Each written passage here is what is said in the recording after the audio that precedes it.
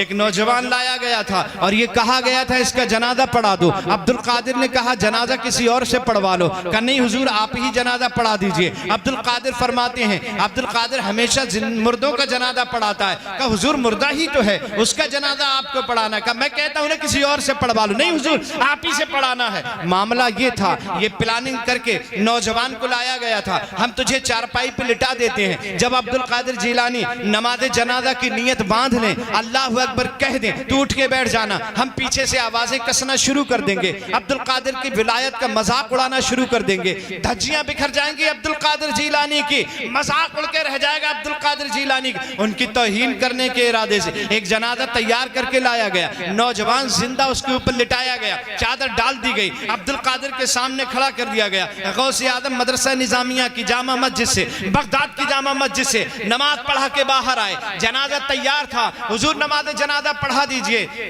عبدالقادر کہتے ہیں کسی اور سے پڑھوائی، نہیں حضور آپ سے پڑھوانے کا ارادہ ہے، کہا ٹھیک ہے مجھ سے پڑھوانے کا ارادہ ہے۔ جنازے کے سامنے بڑھے، مصلی بچھایا گیا، عبدالقادر مصلی پہ کھڑے ہو گئے اور اس کے بعد فرمایا صفیں درست ہو گئیں؟ ہاں صفیں درست ہو گئیں۔ تو کہ میں نماز جنازہ کی نیت کر لوں؟ ہاں نماز جنازہ کی نیت کر لو۔ بھائی اتنا کہنا تھا، عبدالقادر نے نماز جنازہ کی نیت کر لی، نویت ان اؤدی للہ تعالی اربع تکبیرات صلاۃ الجنازہ، الثناء للہ تعالی والدعاء لهذا الميت، الثناء للہ تعالی والدعاء لهذا الميت متوجہا الى جہة الکعبۃ الشریفہ۔ اللہ اکبر،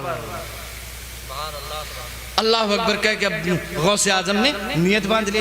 جب نیت باندھی تو پیچھے لوگ صف میں یہ سوچ رہے تھے اب نوجوان اٹھ کے کھڑا ہو جائے گا، اب غوث اعظم کا مذاق بن کے رہ جائے گا۔ پہلی تکبیر ہو گئی تھی، نوجوان نہیں اٹھا، اب دوسری تکبیر عبدالقادر جیلانی نے کہہ دی، نوجوان نہیں اٹھا۔ باپ غصے میں ہے، چچا غصے میں ہے، پڑوسی غصے میں ہے، عبدالقادر جیلانی کے دشمن غصے میں ہیں، یہ نوجوان اٹھتا کیوں نہیں، پلاننگ کے مطابق کام کرتا کیوں نہیں؟ اس سے کہا تھا تکبیر جب ہو جائے تو اٹھ کے بیٹھ جانا، ہم ہلہ کر دیں گے، چلانے لگیں گے، مذاق اڑانے لگیں گے۔ یہ اٹھ کر کیوں نہیں بیٹھ رہا ہے؟ دو تکبیریں ہو گئے نہیں بیٹھا، تین تکبیریں ہو گئے نہیں اٹھ کے بیٹھا، چوتھی تکبیر ہو گئے نہیں اٹھ کے بیٹھا۔ اور اب عبدالقادر جیلانی نے السلام علیکم ورحمت اللہ، السلام علیکم ورحمت اللہ سلام پھیر دیا۔